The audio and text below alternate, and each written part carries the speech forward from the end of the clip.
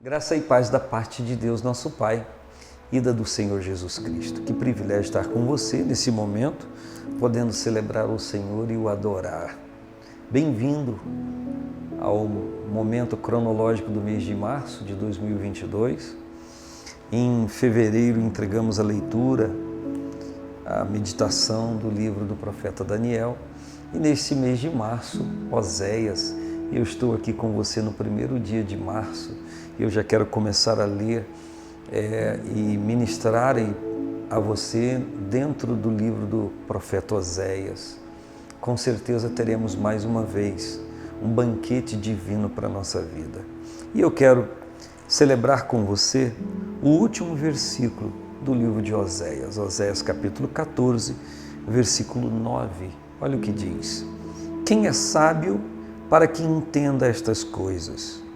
Prudente para que as saiba, porque os caminhos do Senhor são retos e os justos andarão neles, porém os transgressores neles cairão.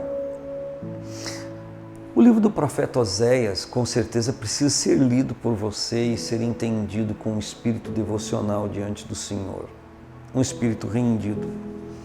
Mas em linhas gerais ele está perguntando já no finalzinho: quem é sábio para que entenda essas coisas? É um desafio.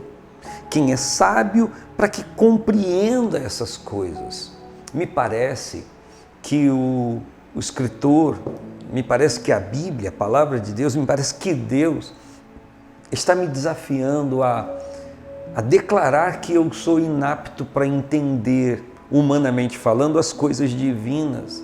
Me parece que é um desafio do Espírito a mim, de quebrantamento, de submissão, de me colocar diante dele em temor, para que as coisas que são comunicáveis e reveladas eu possa entendê-las e compreendê-las sob o prisma divino. Olha a pergunta: quem é sábio para que entenda essas coisas? É um contraditório sobre aquilo que é divino e aquilo que é humano.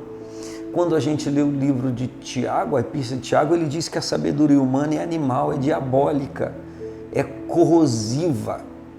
Mas a sabedoria que do alto vem, ela é proveitosa para todas as coisas. Então, quando nós falamos de sabedoria, não podemos levar, mecanicamente falando, humanizá-la.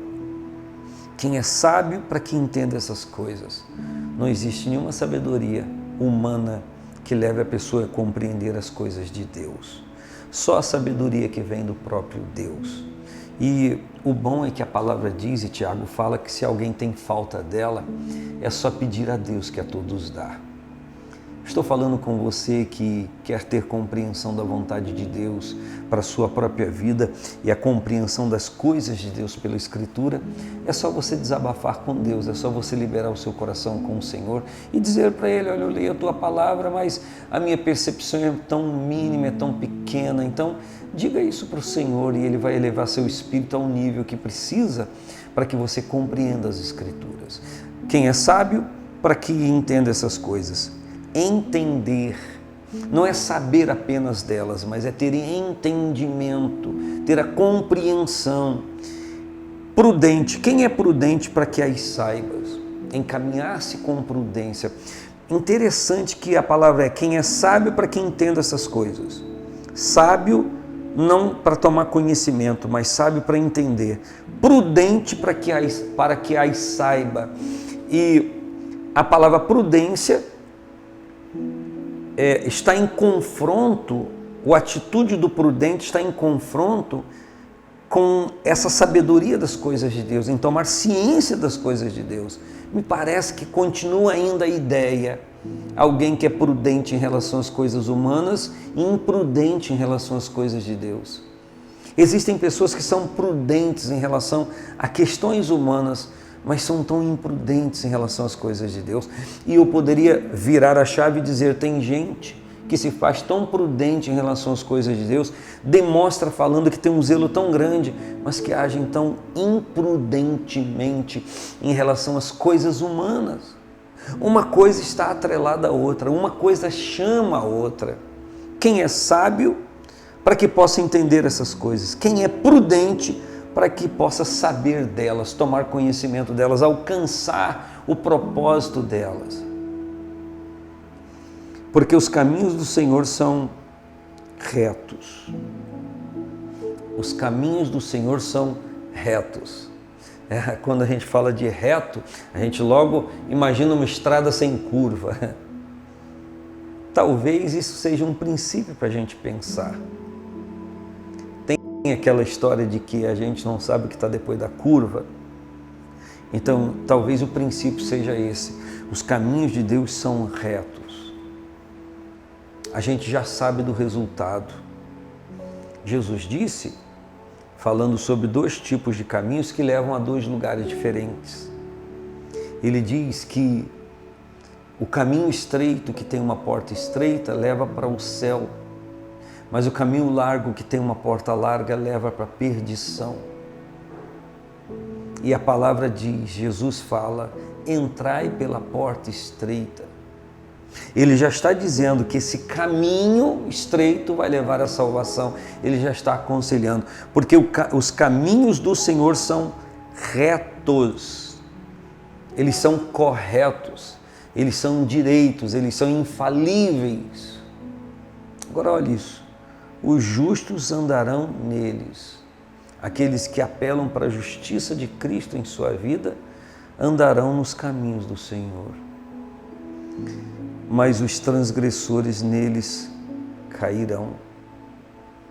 Interessante que o caminho ou os caminhos do Senhor são retos. Os justos andam nele e se dão bem, mas os transgressores andam nesse mesmo caminho e caem. De súbito me vem aquela imagem do povo de Deus atravessando o Mar Vermelho, que se abriu pelo vento oriental e eles atravessam a pés enxutos. Chegam do outro lado. Mas no mesmo caminho, o exército de Faraó e seus soldados estão passando, o exército está passando, e no mesmo caminho que foi livramento para o povo de Deus, foi condenação e juízo para o povo que não era de Deus, que não queria lhe submeter, que não queria fazer a sua vontade, ao contrário, guerreava contra a vontade de Deus. O que isso quer dizer? Que eu possa estar querendo andar no caminho de Deus, mas se eu não buscar a justiça que é em Cristo, o próprio caminho de Deus será juízo para as minhas más atitudes. Isso que eu estou falando com você, compartilhando, é muito grave, no sentido de muito importante, no sentido de muito sério. As coisas de Deus são sérias demais. Nós não podemos relevá-las a coisas humanas, decaídas, sem valor. O seu relacionamento com Deus é importante demais, vale mais do que tudo. O seu capricho com o seu trabalho pode lhe resultar em um melhor salário, uma melhor condição de vida, e você deve se esmerar para conseguir.